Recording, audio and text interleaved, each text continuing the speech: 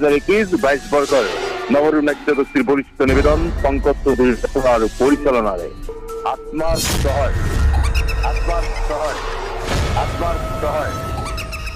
ধন্যবাদ।